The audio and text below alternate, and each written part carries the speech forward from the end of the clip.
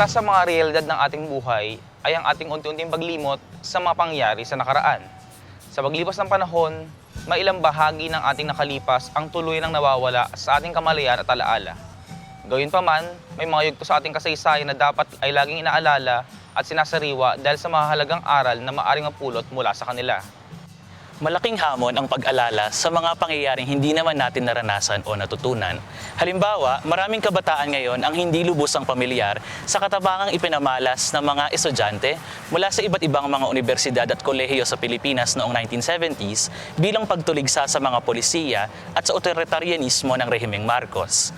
Ang sama-samang pagkilos at paglaban na ito ay partikular na naging maigting sa loob ng Universidad ng Pilipinas Diliman sa panahon ng First Quarter Storm at Diliman Commune. Ang kasalukuyang proyektong ito na pinamagatang Sigwa ay naglalayong sariwain at ipakilala ang katapangang ipinamalas ng mga estudyante, guro at kawani ng UP Diliman sa mga naturang panahon.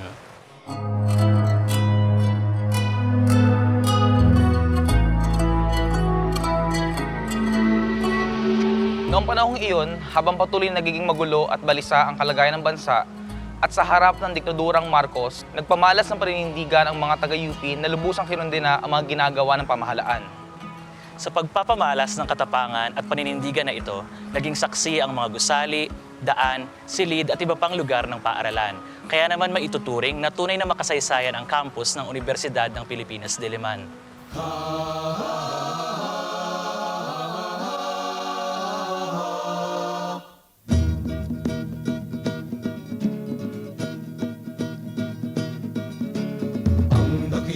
Pakikibakay nagsimula. Isa sa mga gusali ng universidad na naging at patuloy na nagsisilbing sentro ng aktibismo at pakikibaka ng mga taga-UP ay ang Bulwagang Vinsons. Ang gusaling ito na unang binuksan noong 1958 ay ipinangalan mula sa bayaning Pilipino noong ikalawang digmaang pandaigdig na si Wenceslao Q. Vinsons na nagtapos ng abogasya sa UP noong 1930s. Bilang paggunita sa aktibismo at kabayanihan ni Vinsons, naging tanggapan ng Philippine Collegian at University Student Council ang Bulwagang Vinsons. Ngunit, ano nga ba naging papel ng Vinsons, ng Kule at ng USC sa paglaban ng mga taga-UP sa rehimeng Marcos noong 1970s? Ang aming headquarters ng UPKM or Kabataang Makabayan ay sa Vinsons Hall at ganun din ang UP Student Council. Member ako ng Student Council. Ito rin yung panahon ng 69, pag-open ng Ferdinand Marcos, ito yung general strike. 1969 would be the general student strike sa UP, kung saan lahat ng mga organizations na come together to demand the democratization of the university.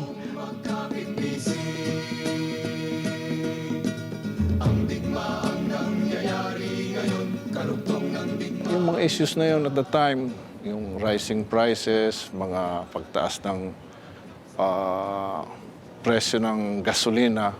People saw the impact of these price increases on their lives, and we, of course, as students, felt that we had to register our opposition to what we saw as unjust measures.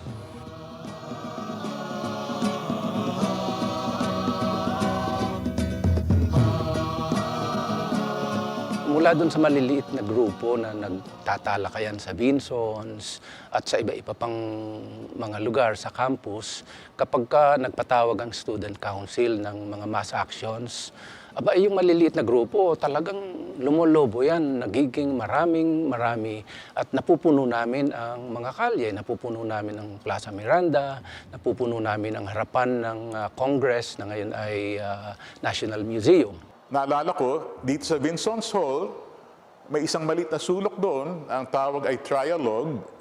Nasa first floor yon, ewan ko nandun pa rin, sana nandun pa dahil historic na lugar yon. Dahil doon namin ginagawa yung mga streamer, doon kami nag-mimeograph ng mga manifesto, at doon sa damuhan ng Vinsons Hall, doon ginagawa yung mga tinatawag na DG o discussion groups na kung saan namin tinatalakay yung mga nakikita naming mga problema ng lipunan. May women's issues walang women's issue. So nagkaroon ng meeting dyan sa Vinsons. Lahat ng mga women sa mga mass organizations came together, KM, SDK, at nag-usap, why don't we hold our own? May rally, the first women march. I was in between political organizations. I had left Lakas Diwa. And then, Rory Barros gave me one of the flags na itinaas ng Diliman Commune. May damdamin na lalong nakahikayat sa amin para magtuloy-tuloy doon sa activism. I chose to be an activist kasi medyo namulat ako sa mga pangyayari sa labas din ng universidad, gaya ng mga aapi ni Marcos sa mga mahihirap. Ano ba ibig sabihin ng aktivista? Ang aktivista ay isang tao na mula sa mga nangyayari sa lipunan at kailangang gumawa ng mga bagay-bagay para lalong gumanda ang lipunan. Hindi yun isang term na aktivista ka o hindi.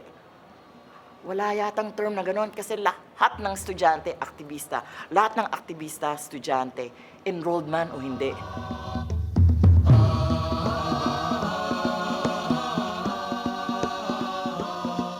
SDK ako, naging member ako ng student council dahil akong representative ng at that time Institute of Social Work and Community Development, and I led the Nationalist Corps. Ito yung parang feeder organization para dun sa mga iba pang tinatawag na mass organizations tulad ng Kabataang Makabayan at ng Samahang Demokratiko ng Kabataan o SDK. Tumindig ka, paglaban ng karapatan. Nung first quarter storm, mas sumikat yung Kabataang Makabayan. Pero siyempre, hindi ko naman gustong sumama sa Kabataang Makabayan dahil medyo kakaba-kaba naman ako, di ba? Dahil masyadong mapula naman yun, di ba? So doon lang ako sa Student Cultural Association of UP. Later noon, nalaman ko, yung pala SCAUP, precursor pala siya ng Kabataang Makabayan. Tinayo pala noong 1961. Pagkatapos, after a few years, nagtayo na UP lang yun.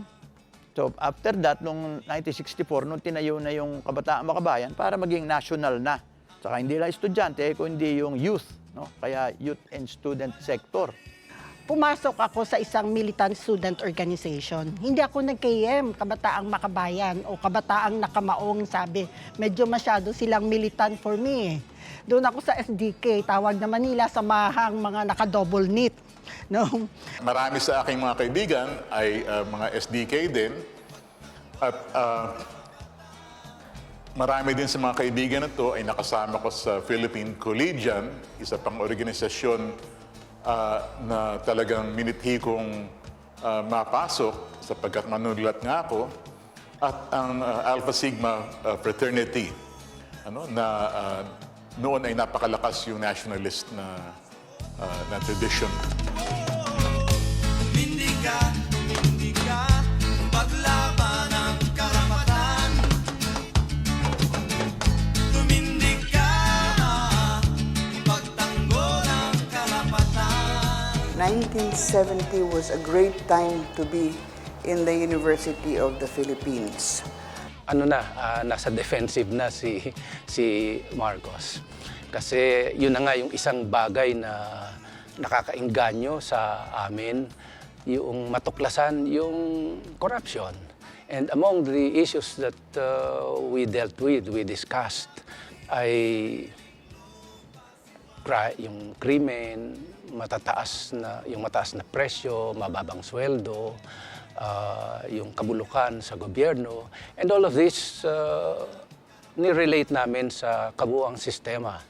And it so happened that at that time, Marcos was the embodiment of the system. Kaya ang feeling namin sa kanya ay negative, to say the least. Wala pa ring sariling lupa siwan. Wala pa ring masilungan siwan. Suksok pa rin sa kahirapan.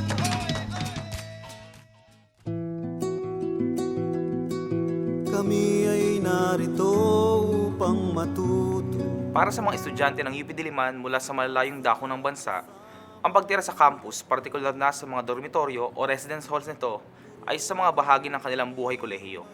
Sa panahon ng diktadura, bukod sa pagiging mga tanghanan, malaking bahagi ang ginampanan ng mga dormitoryo sa paglaban ng mga estudyante sa rehimeng Marcos. Halimbawa ng mga dormitoryong ito ay ang magkatabing kamya at sampagita residence halls na kapwa ginagamit ng mga babaeng estudyante ng UP Diliman. At batay sa mga naging saksi at kabahagi ng Diliman Commune noong 1971, ang kamya at sampagita ay nagsilbing taguan o hideout ng mga aktivistang lumalaban sa mga puwersang militar na pumapasok sa campus noon. Bunyagi, dasig kami mga kauban. 1971, the Diliman Commune. 1971 is actually the 100 years of the Paris Commune. No, for revolutionaries all over the world, Paris Commune was a major, a significant turning point because it showed that the working class is able to govern. Yun yung lesson ng Paris Commune. Ganda yung mga unang buwan ng 1971 na yon. Kasi hindi ko lang naitago eh. Isa sa mga kaklase ko, nauna sa akin ng 1 taon, ay naging matalikong kaibigan, nakatira sa Sampaguita Hall. At nung sila'y nasa Sampaguita, nagkaroon ng Diliman Commune. Nagkaroon ng habulan dito sa loob ng campus. Natirgas yung mga estudyante dun sa University Avenue, nagtakbuhan papaloob. Yung iba, pumunta sa mga dormitoryo. Isang araw, bagong gising kami. So nakapajama, naka-nighty, yung iba naliligo, yung iba walang damit. Biglang napuno ng usok yung aming mga kwarto. Masakit yung aming mga mata. At marami na kaming mga narinig na hindi magagandang mga tunog. Parang may pumuputok. Kaya lang ibang klaseng putok eh. Parang contained yung putok. Hindi parang labintador. Parang may pumutok na sa loob ng isang lata. Tapos biglang sumabog pati lata. So ano na nangyayari? Labasan kami ng kamya na naka-nighty, naka-panty lang, naka-pajama, kung ano-ano man yan. Dahil kami na po ay hinahagisan na kami ng tear gas. Kasi ang kamya daw noon ay tirahan daw ng mga aktivista. I was not an activist. In fact, at the time that Judy Tagiwalo was being hit by police brutality, and I remember I was part of first aid teams that would go around during rallies and save demonstrators who had been hurt. Kami nagbibigay ng first aid. Sinasakay namin sa sasakyan. We would bring them to safety. And then I would see the police brutality, but I would also see activists fighting back. So when the activists on campus were going around the dorms, Yakal, Mulabe, Sampaguita, talking about police brutality, I, as an UPSCAN, would go around talking about the violence of the left, of the radicals. So parang at that time, ang tingin ko, pareho lang may kasalanan, parehong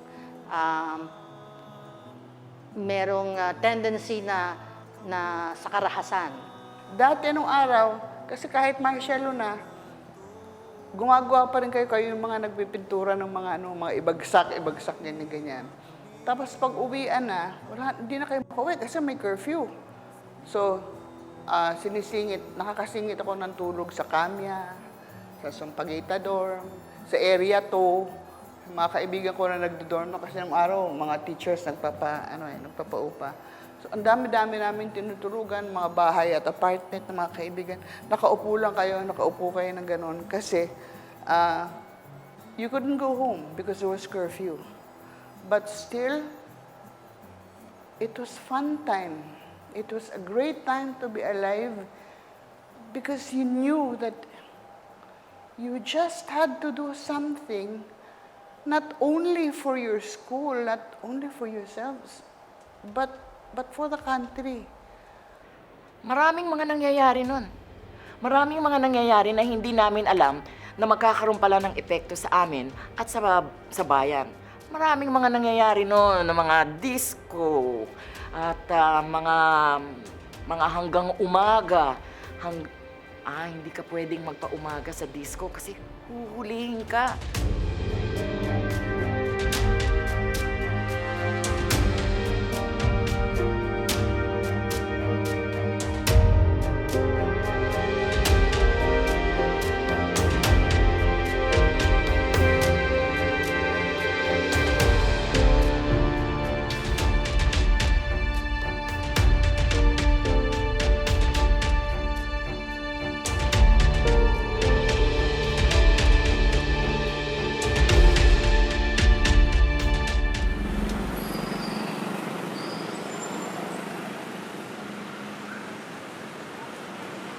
Marahil isa sa mga pinakakilalang gusali sa loob ng campus ng UP Diliman ay ang Bulwagang Palma, na dati-rati ay tinatawag na AS mula sa dating College of Arts and Sciences. Tulad ng kahawig nitong Bulwagang Melchor, ang AS ay isa sa mga pangunahing pasilidad ng universidad na matatagpuan sa Academic Oval. Ang AS din ang isa sa mga pinakamatandang gusali sa campus na nagbukas noong 1951. Sa ngayon, lubos na pamilyar ang mga sinumang nag-aral sa UP sa AS sapagkat dito dinadaos ang mga GE classes. Gayunpaman, malaki rin ang ginampan ng papel ng gusaling ito sa aktibismo ng mga taga-UP mula noon hanggang ngayon.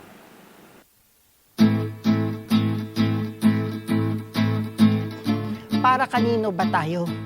Ano yung pangarap natin? Paunlarin lang ang sarili natin at pamilya o may papel tayo para sa pagpapaunlad sa ating bayan? Isulong natin ang pagkakaisa ng uring manggagawa at magsasaka. Ang ating sandigan sa pakikibaka tungo sa pambansang demokrasya. Ang AS noon ay parang isang malaking stage para sa mga gumagawa ng mga banners, ng mga placards, at saka doon nagsasalita ang mga kasamahan namin upang ipahiwatig ang mga nararamdaman at ang mga nangyayari sa buong Pilipinas. Actually, hindi lang naman sa universidad.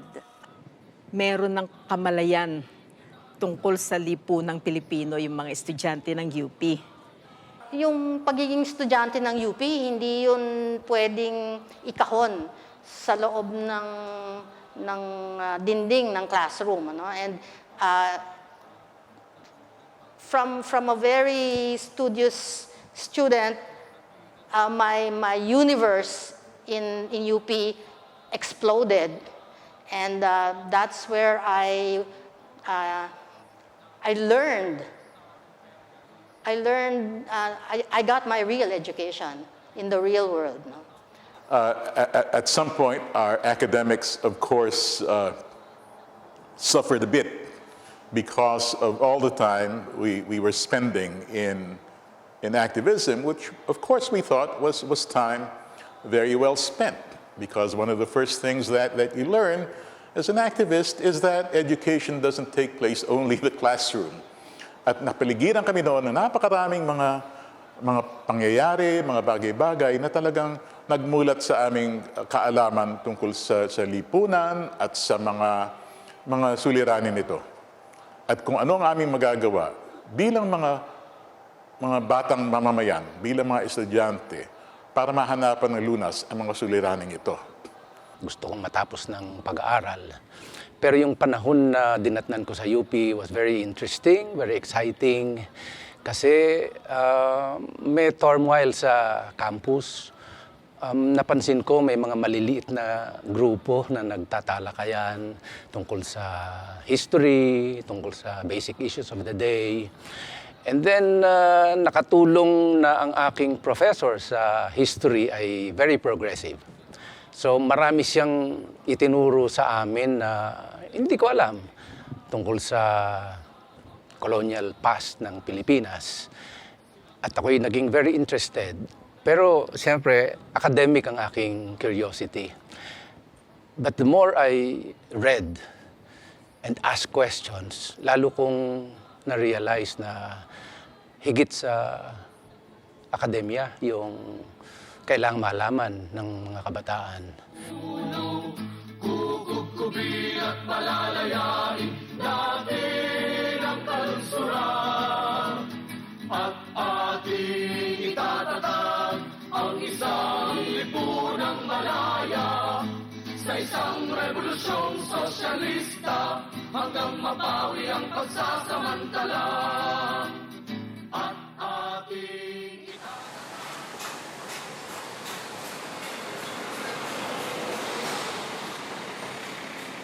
Ang Bulwagang Rizal, o mas kilala bilang Faculty Center, ay isa rin sa mga makasaysayang gusali sa UP. Itinayo noong 1969, nagsilbi itong tahanan ng mga faculty members ng UP, partikular na ng College of Arts and Sciences. Nang mahati ang kolehiyo sa tatlo noong 1983, nagpatuloy ang FC bilang tahanan ng mga faculty members ng CSSP at ng CAL. Sa katunayan, itinuturing ang FC bilang utak ng universidad sapagkat ito ang sentro ng pananaliksik at diskurso sa UP. Bukod pa rito, isa rin ang FC sa mga gusaling naging saksi sa paglaban noong panahon ng sigwa. Sa unti-unting pagpasok ng militar sa campus, nagtayo ng mga barikada hindi lamang ang mga estudyante, kundi pati na rin ang mga kaguruan sa harapan ng FC.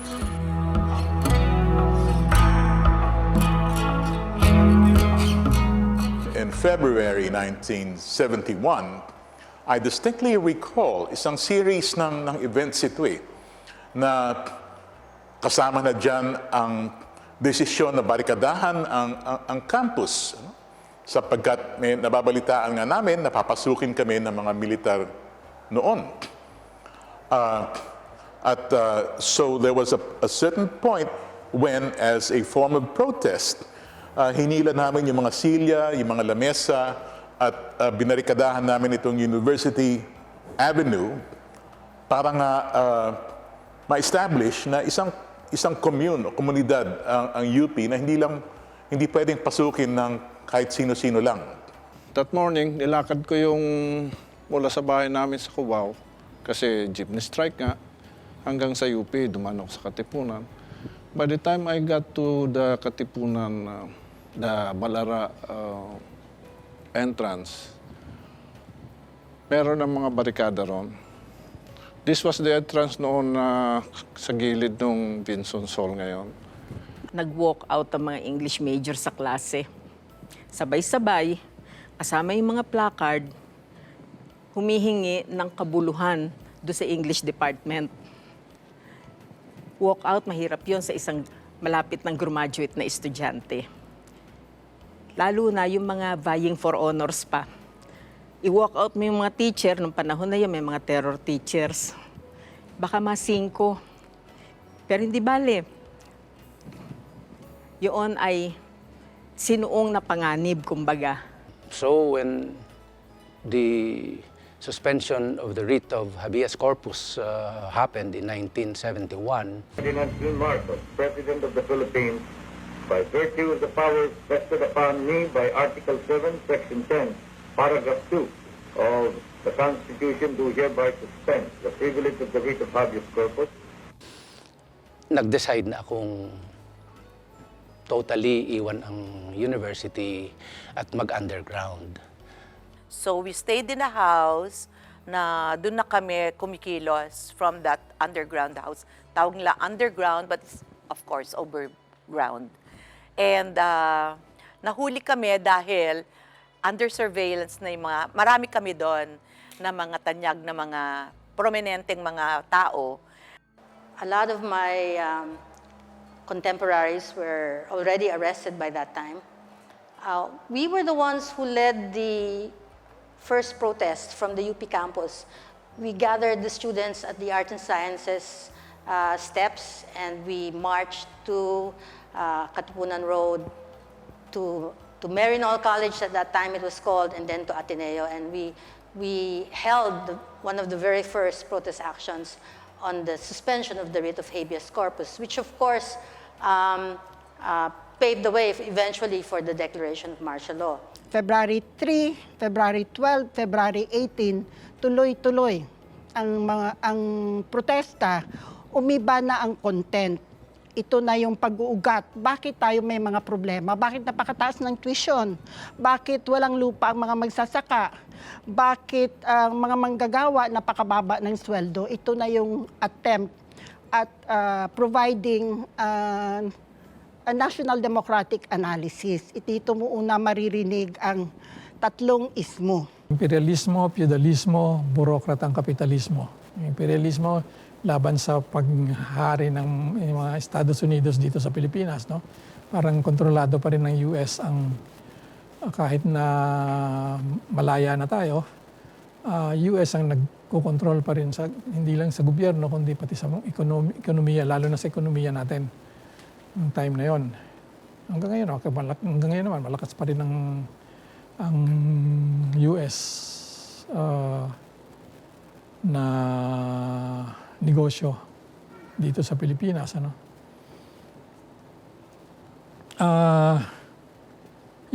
Mula sa Malacanang, pag minsan sa Malacanang, may isang beses na sinugod ng militar.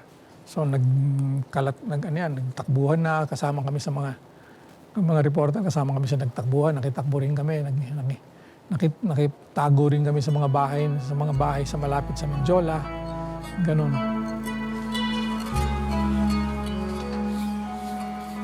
Andito naman ngayon tayo sa harap ng Bulwagang Melchor, ang pangunahing gusali ng College of Engineering. Bilang isa sa mga pinakamataas na gusali sa campus, nagsilbi ng observation post sa mga estudyante upang makita nila kung paparating na ang mga militar sa campus. Dito na matagpuan ang transmission tower noon ng DZUP. Matatandaan din na dito sa Bulwagang Melchor nagtungo ang mga sumali sa Diliman Commune mula sa mga dormitoryo ng Ipil, Kamya, Molave, Sampaguita at Yakal upang samahan ang mga mag-aaral ng engineering na magbantay ng tore ng DZUP. Isa rin sa mga mahalagang pangyayari sa gusaling ito ay ang pagtibag sa sandayal na ginawa namang bahagi ng mga barikada. Bagda mga 70, naririnig ko na yung mga student activism. At nalaman ko na ang isang organisasyon ay tumatanggap ng mga engineer. Ito yung Samahan ng Makabayang Siyentipiko. Ang head nun, si Dr. Roger Posadas. Si Dr. Roger Posadas, siya din ang aming presidente ng Physics Society. Kaya pinuntahan ko si Roger. Roger, meron ka bang kailangan ba ninyong electrical engineer? Sabi niya, oo, siyempre. Tuwan-tuwa siya. O di nag-member ako ng Samahan ng Makabayan Siyentipiko. Meron pang pinipila pa na form. Di nandun lahat ng Di nung nandun na kami, tamang-tama ang issue nun, yung kanginang binabanggit tungkol sa oil problem in the Philippines. Tumaas yung presyo ng langis at although noon mga 3 to 5 centavos lang, mataas na yon. At meron kaming ginawang research, oil problem in the Philippines. Bakit tumataas ang presyo ng langis sa Pilipinas? Ngayon, bilang electrical engineer at mga scientist, nag-form kami ng mga, ang tawag namin doon, education group. Pumupunta kami sa mga iba't ibang eskwelahan at pinapaliwanag namin kung bakit ganito ang presyo niyan at bakit hindi dapat kung atin sana nationalized ang oil industry. The community mobilized to support us. Hindi lang mga estudyante ito, kundi yung mga profesor din, yung mga residente sa campus. Noong kasi nakatira kami diyan, mga squatter kami noon, yung pamilya ko, mga squatter kami dito sa Tandang Sora. Kaya ang ginagawa ng aking mga magulang, my parents were thankfully very, very supportive. Lumulusot sila doon of course, sa barikada at nagdadala sa amin ng pagkain. That corner, kung saan ngayon merong traffic light, the only traffic light inside the campus now, that corner, we tried to gather materials for a barricade until sabi nung isa, wala tayong malagay na barikada rito, kulang to. So the students decided to knock down the original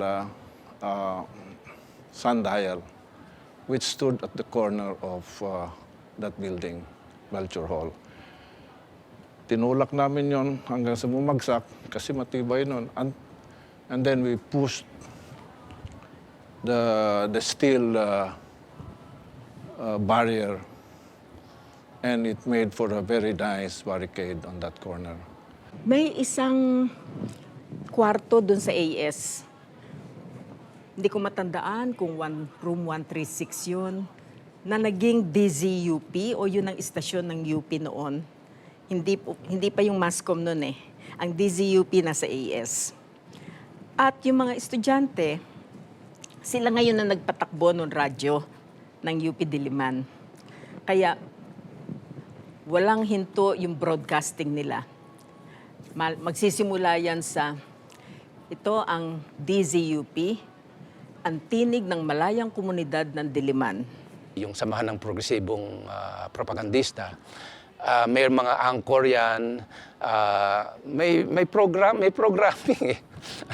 May mga forum, meron ding entertainment, at well, ang isa sa pinaka-entertaining noong pinatugtog yung record ng isang mataas na government official na may boses na baritone na kumakanta ng pamulinawin.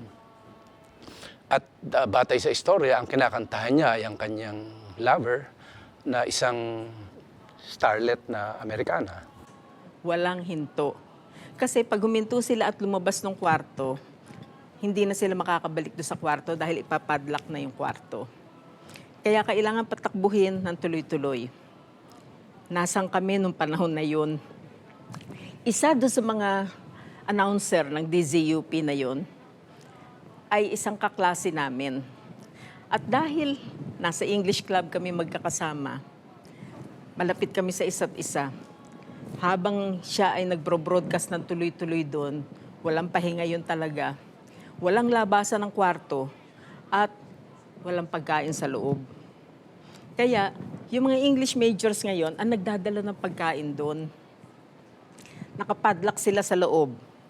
At para madala yung pagkain, kailangan may password. Sisigaw ka, kakatok ka, hindi pwedeng basta bubuksan nila at baka ang tumambad sa kanila ay pulis at palabasin na sila. Kaya may password.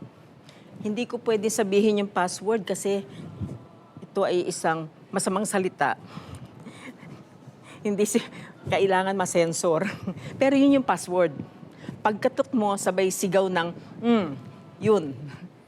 Bubuksan nila ngayon yung pinto, kukunin yung pagkain. May pagkain na sila ulit. Yun yung malayang komunidad ng Diliman. Malaking bagay yung DZUP kasi kahit na hindi ganun kalayo ang nararating ng broadcast, kino-quote ng ibang mga estasyon yung broadcast sa DZUP. At nagagamit namin para magbigay ng update. Kumbaga may blow-by-blow account ng nangyayari sa campus. At yun yung sinusubaybayan ng ibang mga estasyon. Ako nagbubukas ng DZUP. Nasa akin ang susi ng DZUP. Hindi naman ho ako gatekeeper. Nagkataon lang ho na yung programa ko, ang unang-unang programa sa umaga, ako nang gigising ng mga tao. So dala-dala ko yung aking mga LP, long playing records ho yun. Mga LP, at dadalhin doon, at nung ako ay nakapagbukas na ng pintuan, from the ledge, from behind the ledge, biglang siguro may mga 4 or 5 mga lalaki, I think they were men, na nakaitim lahat, tas naka-ski mask, nakitang-kita lang yung kanilang mga mata, at kinuha yung aking mga LP. Tama, yun ang naaalala ko kasi hindi ko na siya mahanap uli. Hinuli ako, hinawakan ng aking kamay, at pumasok sa DZUP. Nakakapagtaka, saan galing yung mga itak na yun? Saan galing yung mga palakol na yun? Kasi nung pagpasok sa DZUP, literally, yung mga console doon ay pinalakol. Talagang, ganyan ang lahat. Tapos, pagkatapos na nilang nasira ang laman ng DZUP, at pagkatapos na nilang nakuha yung aking mga LP, diretso na ho kami sa krami. Kung iugnay natin yung takeover ng DZUP, dapat doon sa takeover naman sa UP Press, yung printing. Kasi ito yung dalawang malaking daluyan ng information that we, the communards, decided to take over para mas ma-magnify namin yung power ng aming pag-propagandize. Nagkaroon din ng pulang bandila kasi nga ang UP Press at that time nasa basement siya ng library, nagprint ang mga estudyante ng dyaryo nila, bandilang pula. At ang the great part talaga, it was a solidarity kasi pati yung mga scientists natin. So yung sa dyaryo at sa radyo, mga taga-mascom yun. Ang sa engineering students, umakyat sila sa 4th floor ng College of Engineering kasi may mga helicopter eh. At that time may mga quitis na sila at ginagamit nila ang quitis na yun naman, very symbolic lang, pero umatras din naman ang mga helicopter. Kami, ang in solidarity sa amin ay ang mga physics professors kami, mga chemistry professors. Gumawa sila ng self-igniting molotov. Ano yun? Ang molotov kasi gasolina, tapos cloth, pero kailangan mo sindihan yan bago mo itapon. Ang self-igniting molotov, may nilalagay sila na na powder somewhere, I think sulfite or something, hindi ako mahusay dyan. You don't need to light the molotov. Itapon mo lang, mag-mix ang gasoline tsaka yung powder, puputok. Tapos meron kaming flamethrower, galing nila, no? Alam mo yung LPG na malalaki sa chem? Nilagyan nila yan ng tube na mahahaba para kunyari flamethrower. So ready kami. Pero actually, wala naman nangyari. Wala naman nangyari na. I think because alam naman ng publiko that what we're doing was not really against the law, but it is in defense of the university. And SP Lopez was really reached out. May mga pumunta pa dito ng mga senador eh. Si Eva Estrada Calao, I think si Benigno Aquino Jr. came here to be in solidarity with the students. Kahit hindi kayo sumama sa talagang mga rally, although maganda rin, siyempre, pwede kayong tumulong sa mga NGO tulad ng Agham, Power, at doon ninyo gamitin ang inyong engineering knowledge para tumulong doon sa mga project nila.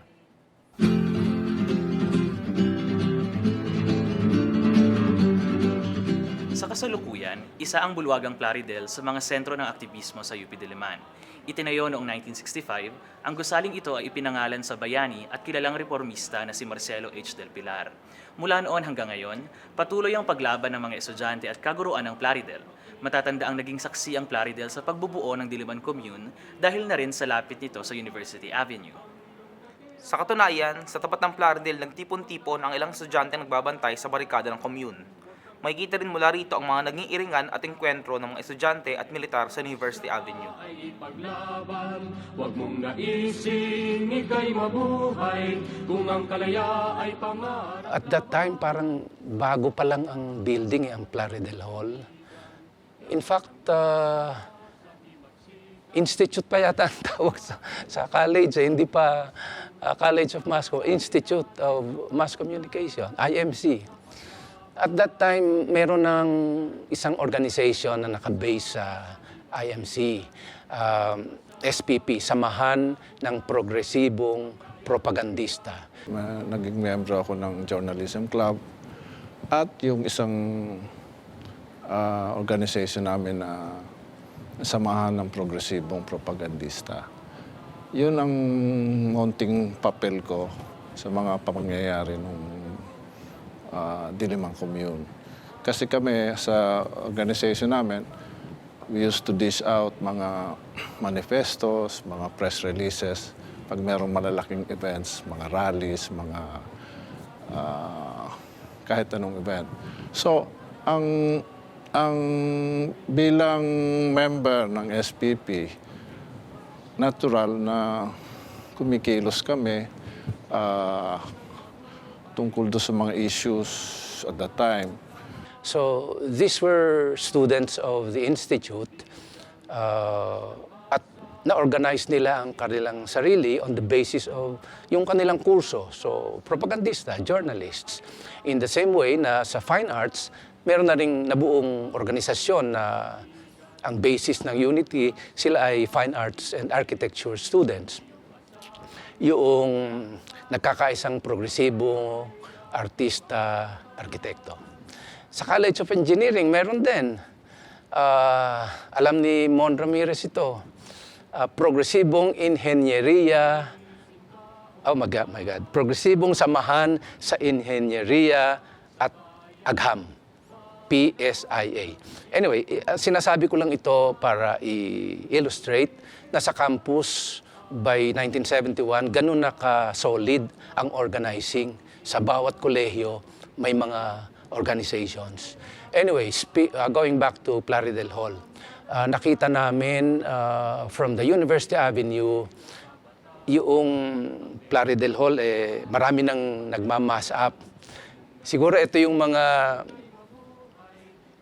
gustong sumama, pero nagdadalawang isip, kaya feeling safe, dito muna kami sa Plaridel Hall. Ayaw muna nilang sumabak sa arena.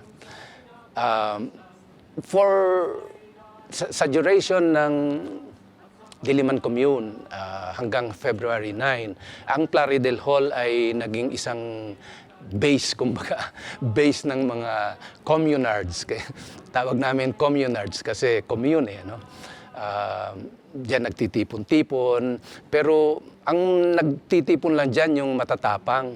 Kasi University Avenue, yun yung bukas na entrance Walang ibang pwedeng puntahan o daanan yung mga pulis at militar papasok ng campus kung hindi doon sa marami in numbers. Otherwise, sa ibang mga areas, parang commando units yung pumapasok.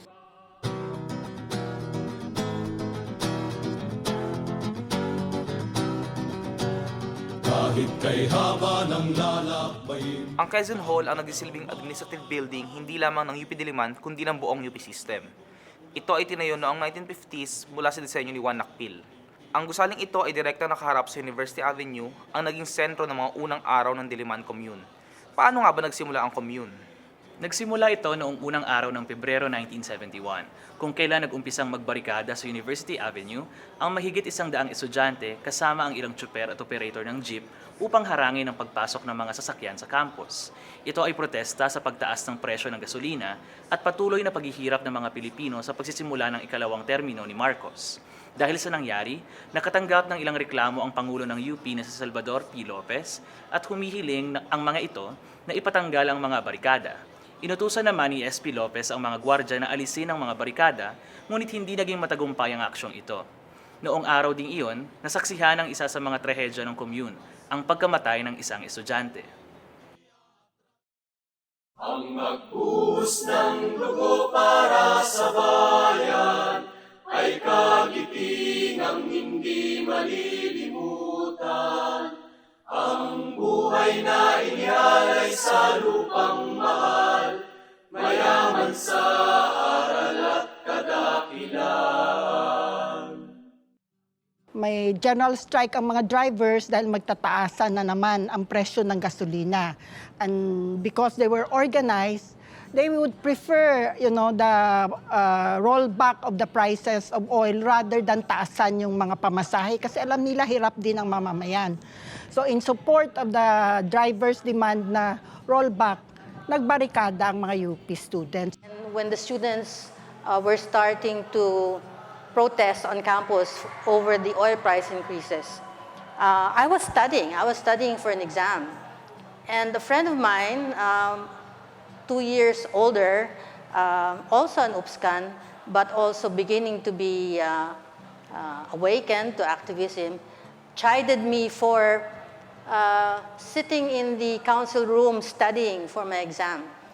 And he said, sabi niya, "Oy, ang mga constituents mo nasa kalsada na, nagkakagulo na dun sa University Avenue, etc., etc. Ano ba, uupo ka na lang ba dyan, mag-aaral ka?" Collective action and militant struggle can bring about results. Hindi pwedeng manahimik Hindi pwedeng patali tayo sa takot natin. Many of us, hindi naman kami matapang, sabi na nga sa'yo eh. Kahit sa first quarter storm na yun, iyakan kami, sabugbugan, etc. But you have to take a stand. Binalita sa amin na nagkaroon na ng skirmish sa University Avenue. Nagkaputukan na.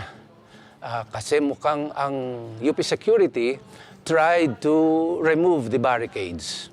So humingi ng reinforcement ngayon yung mga nasa University Avenue. At kami yung reinforcement. So we were about 8-10 students na nagkapit-bisig at nagmarcha papunta dun sa lagpas ng security outpost. When I continued walking, papunta ako ng Plaridel Hall, may nadinig akong putok. Mga putok. And then since I was carrying a camera, so the campus journalist in me, naging curious. So lumakad ako papunta doon sa University Avenue. Doon ko nakita, may barikada ron, and then nangyari pala, namaril na yung isang professor ko. As we were marching, may dumating na kotse at na-recognize namin ang kotse. Kotse ito ng isang professor ng Department of Math na kilala namin sapagkat,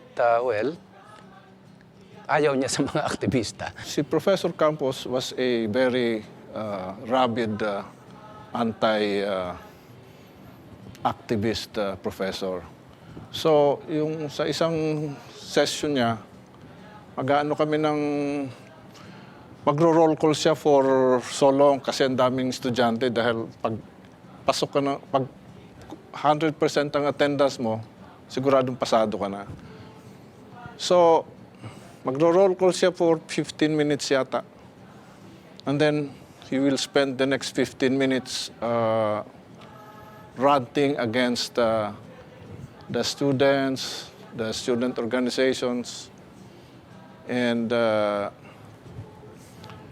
student council. Pet peeve niya doon si Erickson Baculinaw, who was at the time the president of the student council. So magra-run siya on against Baculinaw and the rest of the student activist groups. And then that's it. Tapos i-dismiss niya na. So wala kami natutuhan doon sa klase niya. Hindi kami tumabi, hoping that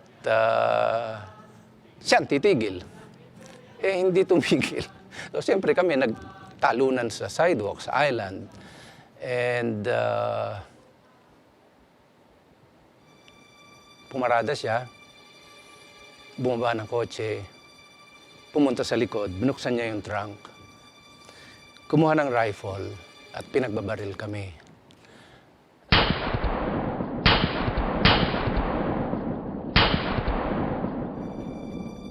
Tinamaan yung katabi ko, si Pastor Messina.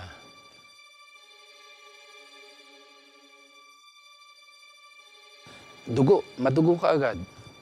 Hindi ko alam kung saan tinamaan. Much later nalaman ko sa ulo pala tinamaan. Pero buhay pa si Pastor. In fact, nagsasalita pa siya. So sabi namin, dali natin sa ospital. Anong pinakamalapit na ospital? Veterans. Sumagot pa nga si Pastor, sabi niya, huwag niyo akong dalhin doon. Ospital yun ng mga pasista. May tumakbo at nakakuha ng sasakyan, dinala sa veteran si Pastor Messina. After a couple of days, he expired.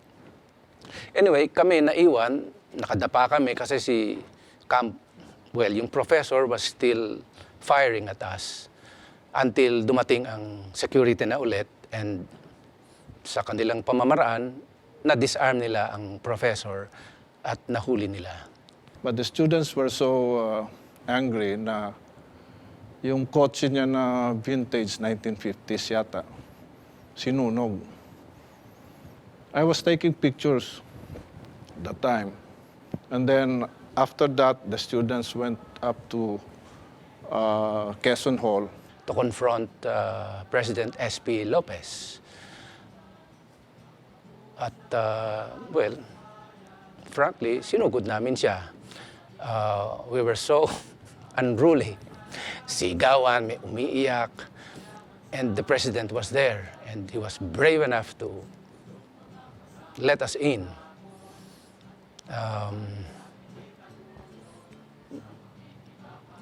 May humila na ng kurtina, may bumato na kay SP. In fact, tinamaan si SP sa dibdib. He was trying to explain, may sumigaw pa na, huwag kang mag-English, mag-Tagalog ka.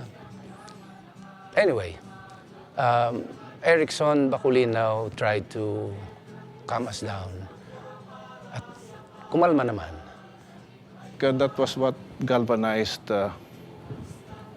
the position of SP Lopez to sympathize with the students, especially in the rising militarization of the campus, which came about after that incident. Sa mga sumunod na araw ng commune, ang mga estudyante na nagbarikada sa University Avenue ay nakakuha ng supply ng pillbox at molotov mula sa chemistry at physics bilang sandata laban sa nakaambang pagpasok ng pinagsamang pwersang militar at pulis na naatasan na alisin ang barikada. Kinalaunan, nagkasundo si Lopez at ang Quezon Police District na alisin ang barikada sa University Avenue na nagdulot ng pagtatapos ng Diliman Commune at tuluyang pagpasok ng pwersang militar at pulis sa campus. So the students protested, more barricades were set up. What happened next? Pumasok ang Quezon City Police. There were negotiations. I think President SP Lopez was negotiating on behalf of the university. These negotiations, of course, at some point broke down, and the military decided to move in, and they did move in their armed jeeps. In front of the oblation, tapos doon sa side nung sa merong Plaridel Hall, biglang nag-blitzkrieg yung mga troops. So we were forced to retreat, papasok. Pasok namin sa kwan, nadinig namin si SP Lopez, raise high the barricades. So I think that it was at that point that the Diliman Commune was born. And so we ran. Tumakbo kami. Nalalang tandang-tanda ko pa, talagang tumatakbo ako sa putik dyan sa tabi ng University Avenue. Nagtago kami sandali dito sa mga bahay-bahayan dito sa, di pala bahay-bahayan, dito mismo sa UP Elementary. I hid there in a cabinet for maybe an hour until I felt that things had quieted down a bit. I was in the dorm then, sa Sampaguita ako. Pinasok kami doon, no? Pinasok ang iba't ibang mga dorms, winasak ang mga barikada, armed ang mga pulis, no? Tapos, nawalan ng mga gamit ang mga ka-dorm mates doon. Noong panahon na yon ay walang klase, walk out. Kaya yung iba nandun sa dormitoryo, natutulog pa. Ginulantang sila nung nagtatakbuhan ng mga estudyante dahil nagtirgas dyan sa University Avenue. At nung tumakbo sa dormitoryo, napansin na lang nila, sabi nung isa, kagigising lang, nakita niya yung bat ng baril, nakasuksok doon sa bintana. Kaya sabi niya doon sa roommate niya, may baril. So lalong ang matinding indignation. Nag-set up na ngayon ng barricades all over. Ito na yon, barricades sa University Avenue, barricades sa Balara, may barricades. Basta maraming barricades. Ang matandaan ko lang, Vinsons meron din. Ako sa Faculty Center, kami ang second line no? So talagang in defense na of the university to protest the military incursion of a university campus, di ba? Yun ang Diliman Commune para sa kanila. Ang sumunod na mga araw ay ibang naratibo naman ito ng ano ba yung gagawin ng estudyante sa panahon na yon. Ang mga women na naman, ang isa kong friend in interview ko, Sampaguita daw sila ang kanilang barricade. Tapos silang tagagawa ng pillbox. Ano yung pillbox? Yung mga nagturo niyan, yung mga tambay din sa komunidad, di ba? Yung powder sa diktador, lagay mo sa palara, ready ka na. But generally, wala namang nangyaring ganon except for the first day. Kung meron man sa outer periphery. So, but it showed talaga that the university under threat of attack, di ba, can come together and would have public support. Kami sa barikada namin, dahil 24 hours, ay sa akong matandaan, may dumating na may maliit na bakery, dinalhan nila kami ng hot pandesal. Kaya hindi kami nagutom. Kulang na lang noon kape.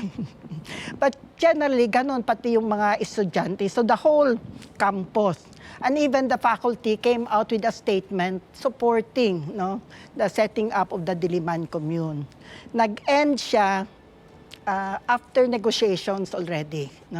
After an agreement, that there will be an agreement between the university officials and the police and military that there will be never again na may incursions ng military at police sa campus.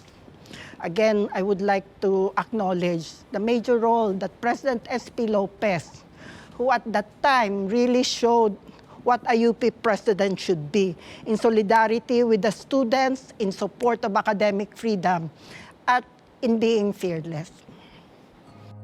Nasaksihan sa first quarter storm ang malawakang pagkilahok sa aktibismo ng mga estudyante laban sa rehimeng Marcos.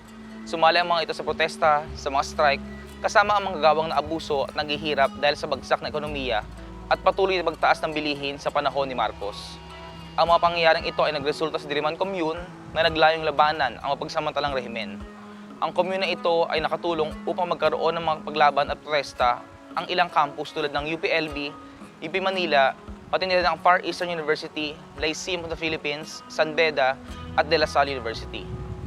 Tuniligsa naman ng ilan ang commune dahil ito di umano ay simbolo ng kaguluhan, kawalan ng batas at pagsuway sa kinauukulan.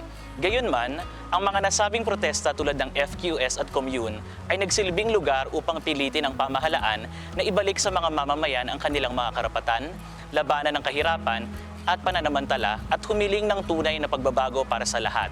Higit isang taon matapos ang commune, tulad ng inaasahan ng marami, nagdeklara si Marcos ng Batas Militar para masugpo ang oposisyon at patuloy na kumapit sa kapangyarihan.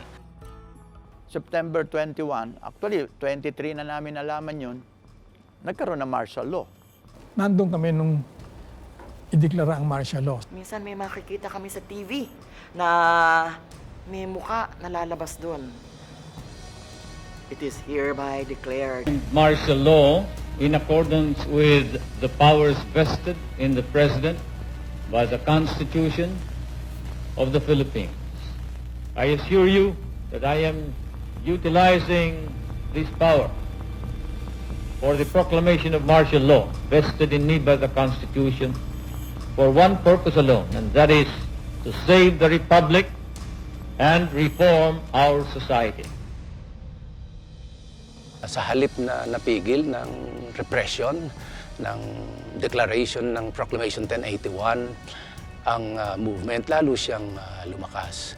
Na-detain ako for a little more than 2 years. And you could see, yung Plaza Miranda, punong-puno yan. It was one huge teach-in. We were not able to sit a single day as a UP Student Council. Sinuspend na lahat ng mga organizations. And then I went underground. So ng mother ko, siya na pupunta, siyang titingnan niya kung identify yung napatay na mass grave, ilagay lang sa mass grave, pero balitan. Hindi ako kasama kasi baka mamaya makulong na naman ako. So, na-identify naman, yung mga nunal niya, na-identify na mother ko. Ganyan ang arrangement ng nunal ng kapatid mo. We are tribeless and all tribes are ours. We are homeless and all homes are ours. We are nameless and all names are ours. To the fascists, we are the faceless enemy who come like thieves in the night, angels of death, the ever-moving, shining, secret eye of the storm. The road less traveled by we've taken, and that has made all the difference. The barefoot army of the wilderness, we all should be in time. Awaken the masses, a Messiah. Here, among workers and peasants, our lost generation has found its true, its only home. Umabot ng 14 na taon na pakikibaka at paglaban bago tuluyang bumagsak ang rehimeng Marcos noong 1986.